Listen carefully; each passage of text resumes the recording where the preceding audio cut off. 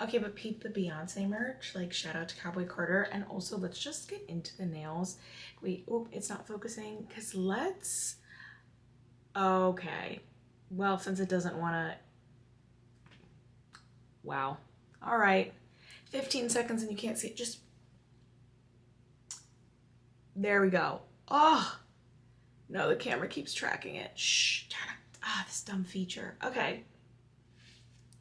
Claws. Claws. There we go. No, we had to do like a full... She snapped. My nail tech snapped. At least my nail tech isn't evil. Unlike, braiders. Anyhoozle, let's get into today's episode because we have a lot to discuss. Something that has been grinding my gears for years, and ultimately what got me started in making this podcast, is the regressive gender politics that I see people espousing on TikTok all the time. Like, there is this 1950s gender nostalgia where women sort of pine for a time when they were subjugated, but assuming that they would be subjugated with all the benefits of being like wealthy. That was a real mouthful. Basically, there are a lot of women, and it's ultimately what drives the trad wife thing, although I've discussed it at length in other episodes. So to build upon that, there are so many women who are just really pining for a time when they could be like the mistress of a grand house.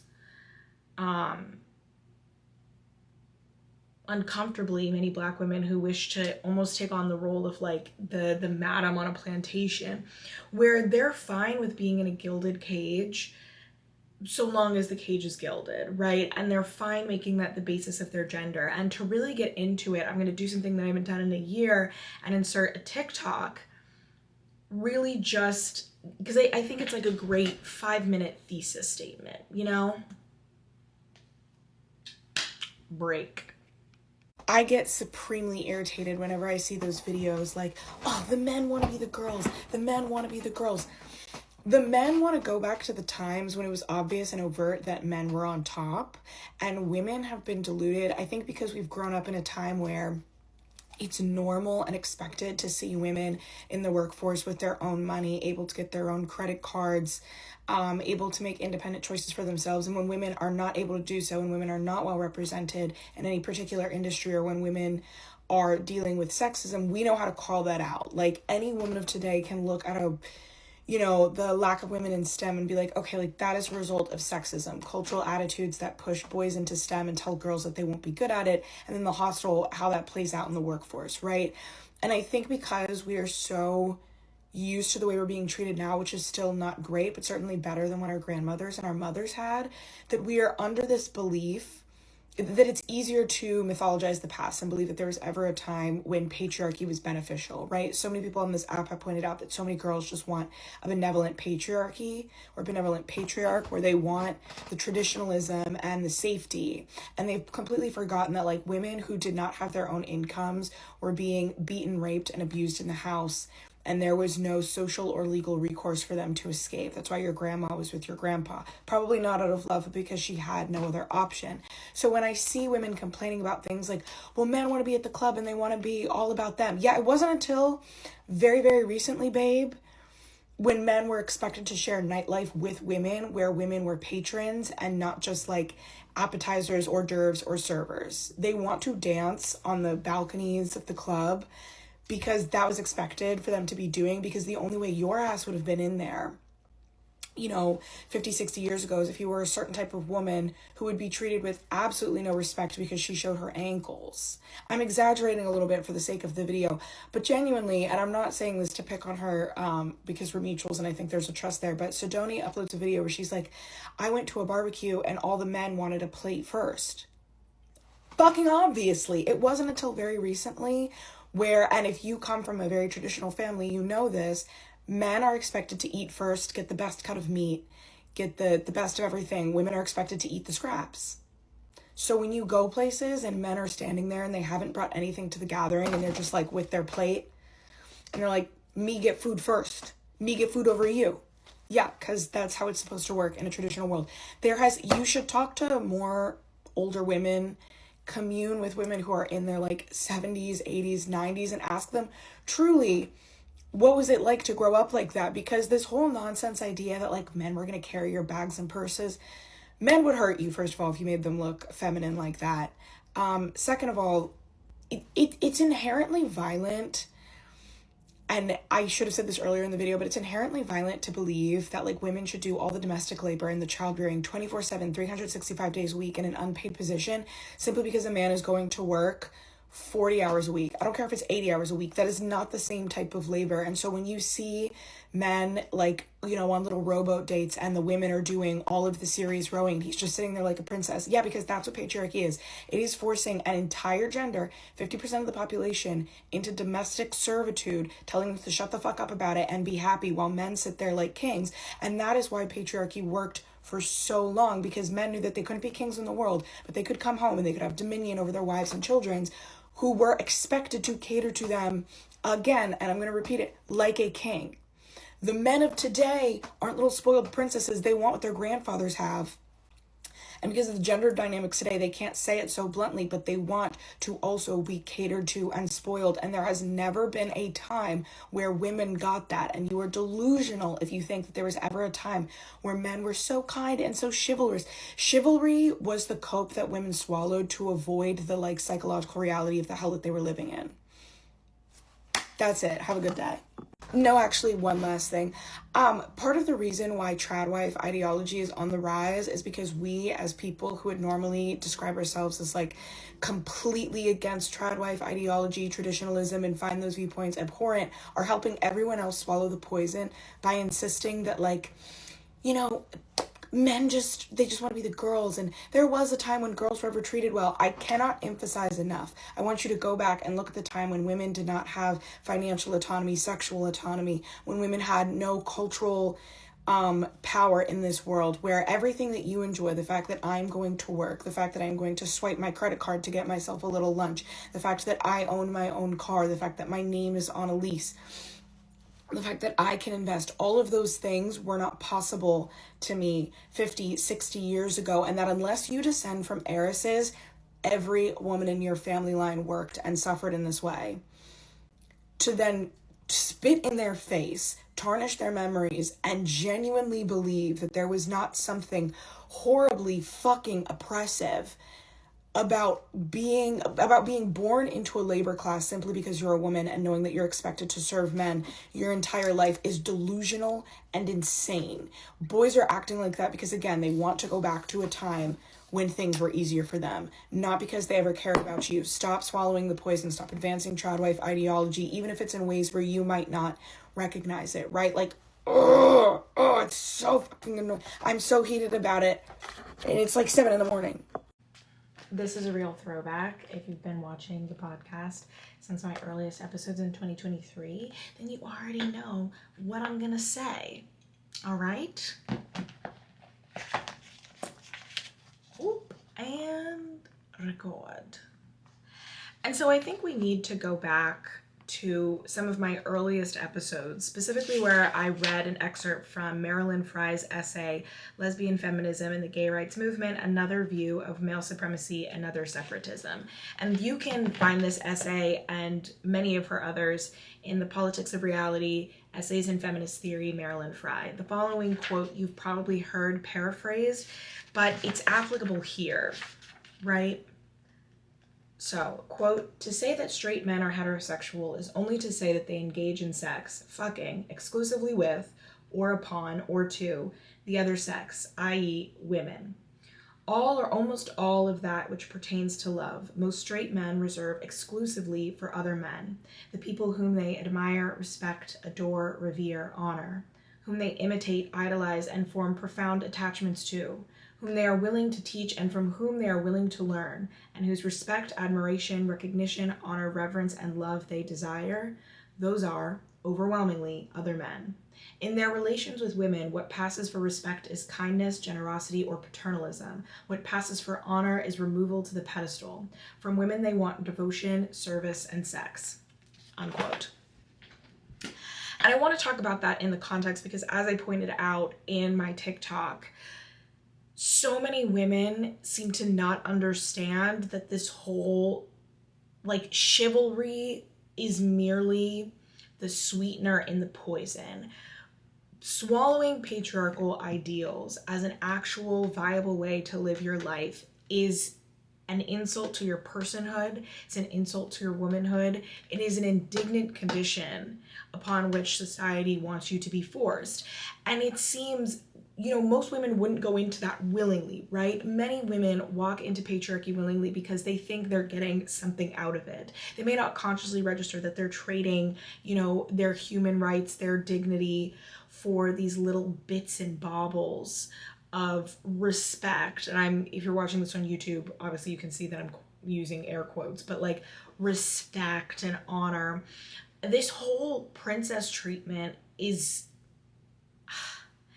like the very idea that you are getting some sort of benefit just because you're a girl in nightlife is absurd, because you've always been the commodity in nightlife. When I said that, 60 years ago, women were not present in nightlife as patrons, but rather as like appetizers, accoutrement, service providers. I think there are women who genuinely believe that club promoters do free ladies' night because they want girls to come out and have a good time, and that's not true.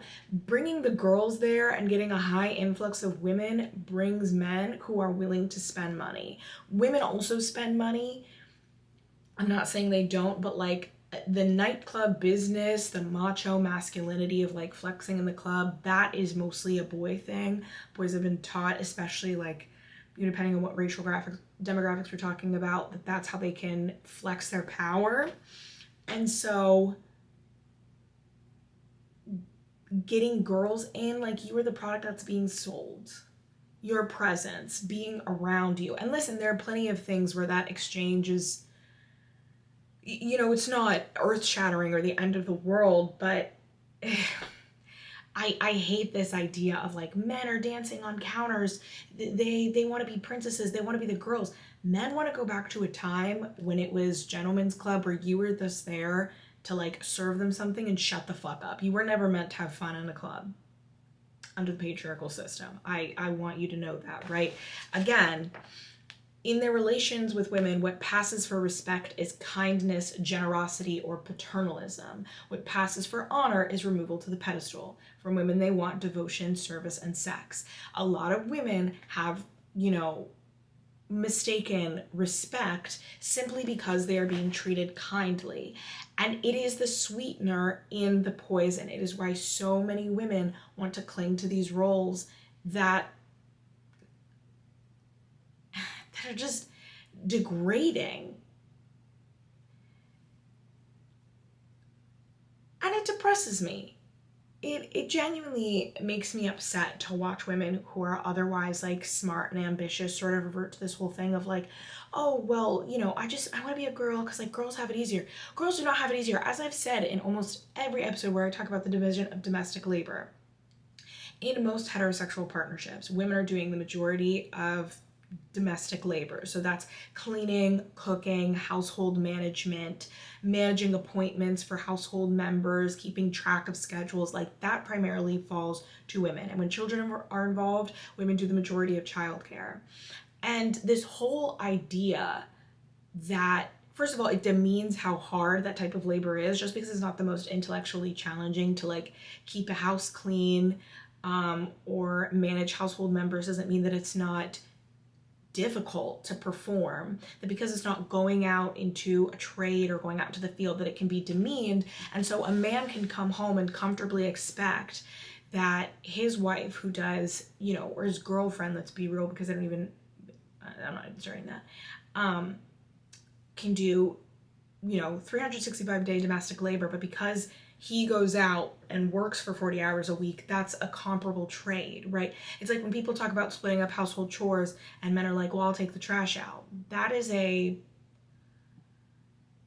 every few days, even if you do it daily, 5-10 minute task. That does not compare to like cleaning the kitchen and vacuuming and cleaning up after pets and, making sure that the pantry is stocked and so on and so forth. Like those, it's not a fair trade. And I think some women are losers, frankly. We'll get to that in a second. Just put a pin in that. Some women genuinely would be fine with all of patriarchy so long as they feel like they're getting a benefit. Like, they don't want to overtly come out and say, hey, I just want to be kind of a kept little possession. But they'll say it coyly, like, as long as it would be easy for me, right? And as, again, this is just really building on so many of my past episodes. You marry a guy with money, you're going to work for that dollar for the rest of your life, in ways that may not pay off when, yeah.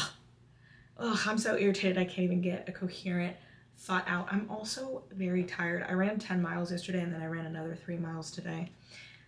Really gearing up for the running training, and like, I'm so sleepy. I came home from work Friday and I was asleep from 6 p.m. until 9:30 the next morning. My mind is a bit sleepy weepy today. Okay, consider this like the precursor, because I want to talk about this for the next couple weeks. When I say that some women are losers, I mean that I think a lot of women know that they can't achieve anything traditionally, and so they're like, well, the best that I can do is sort of be the best girlfriend ever. Like, now that I'm 28, I have lost so many friends to just the curse of just some man. Like, a man who would not be interesting enough to be in our friend group, to hang out with us, but because he has a penis and because he gives you the social and frankly political status of being chosen, now he takes precedence over our friendship.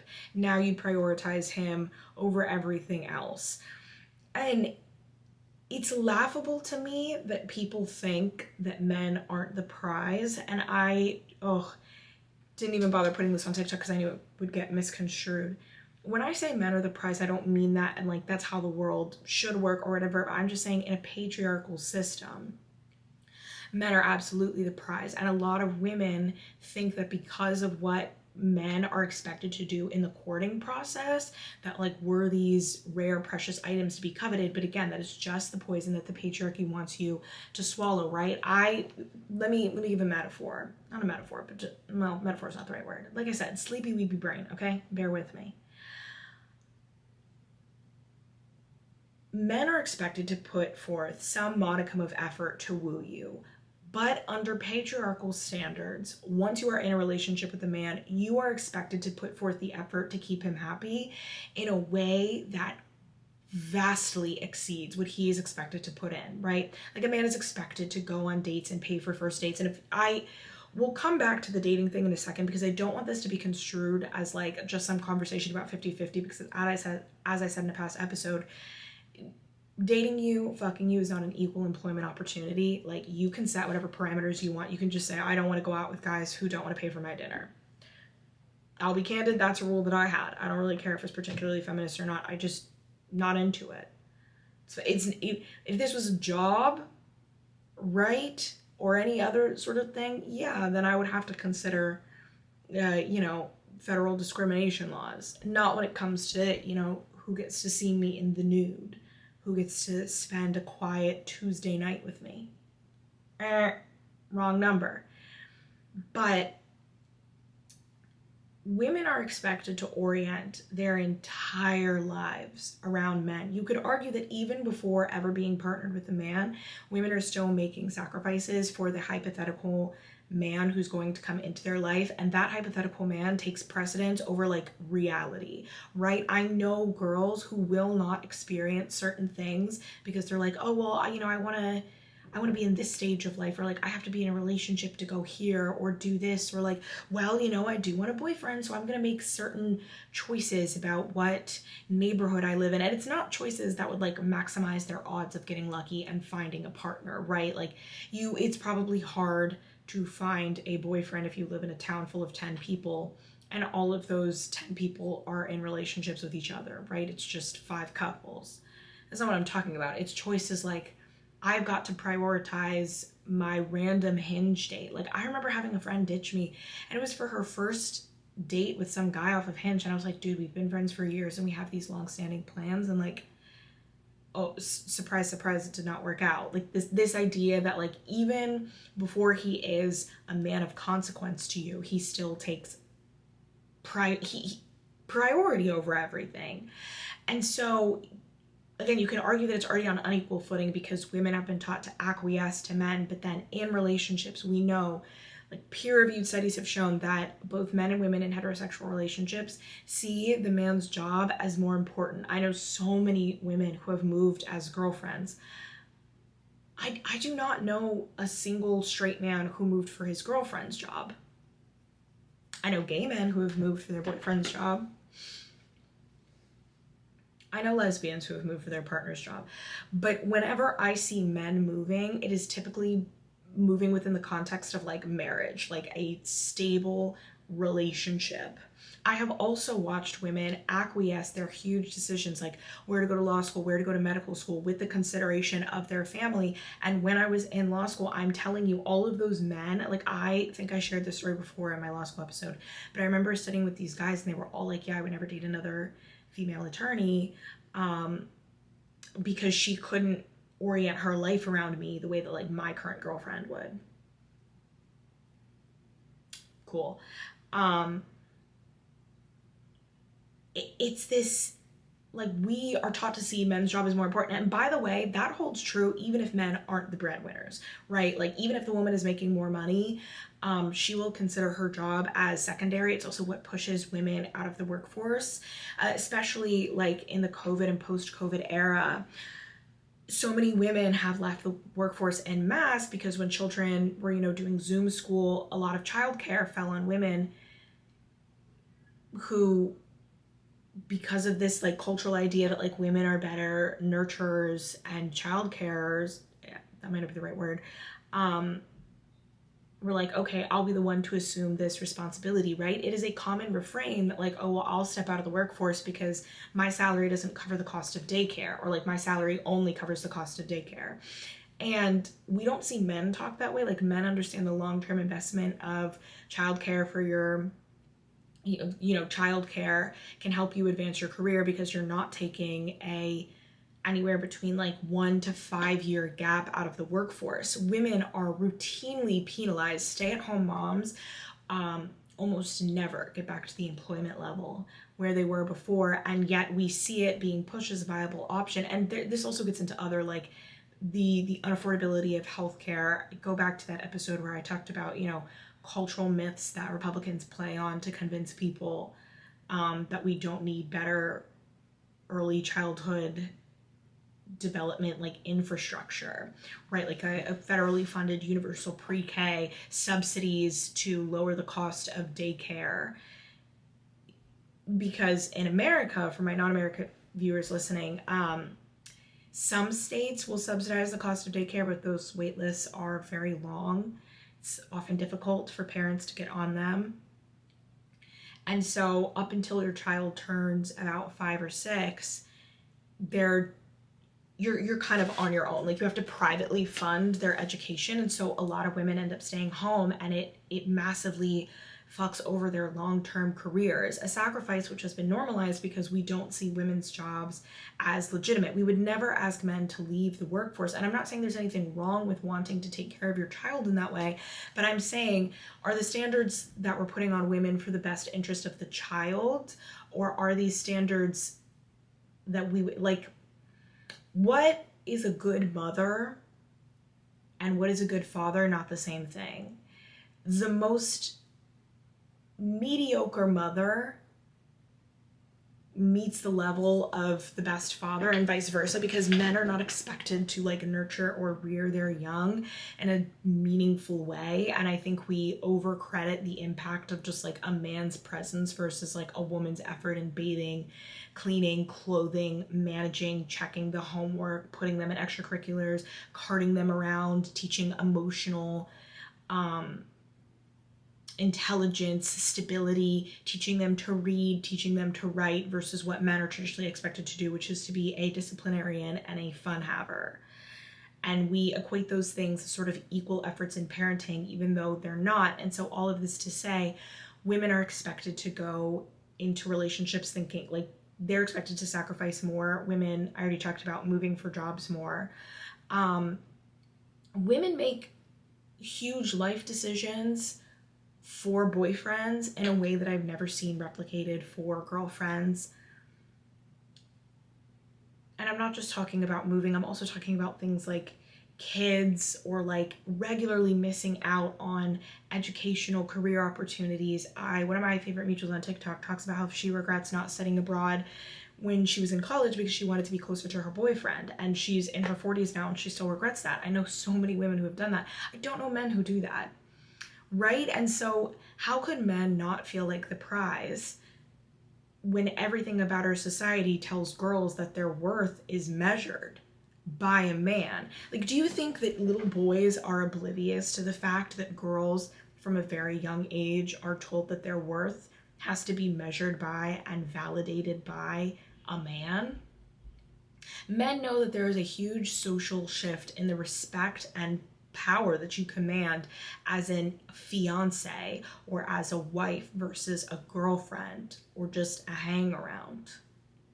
They know that type. It is an awesome power. It is a change in status. I feel that change in status now. Like, I'm telling you, other women give me a certain respect because I have a serious boyfriend and it's clear about what our future entails.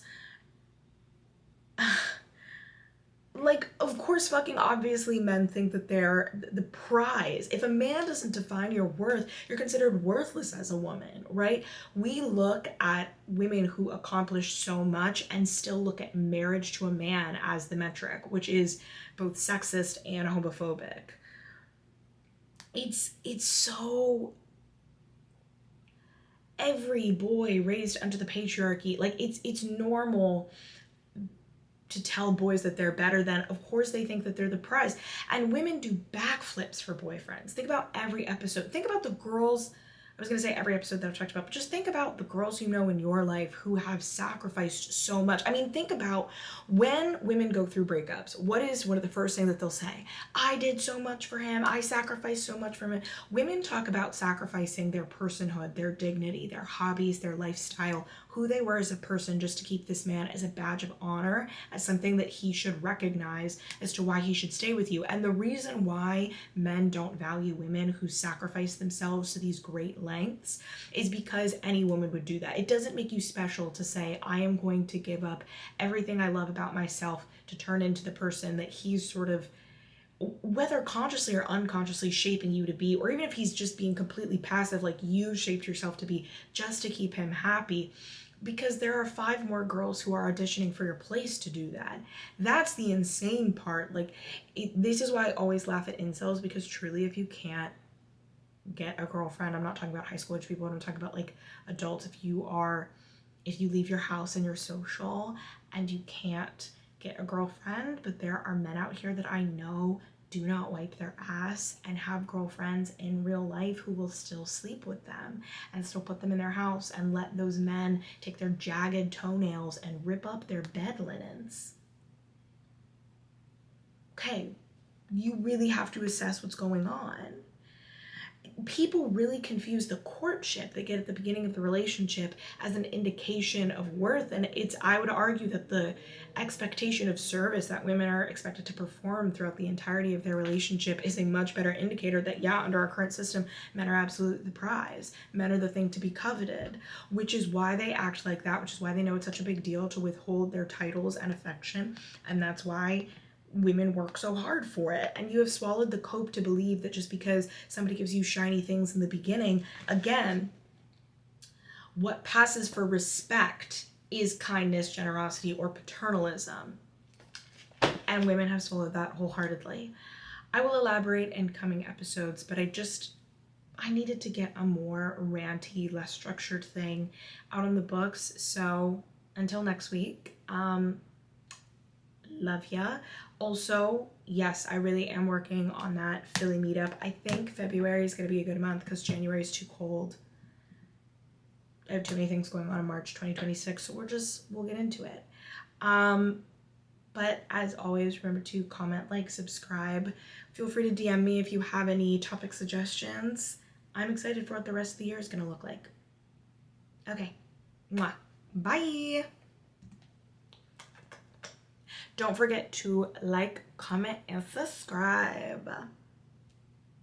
Bye.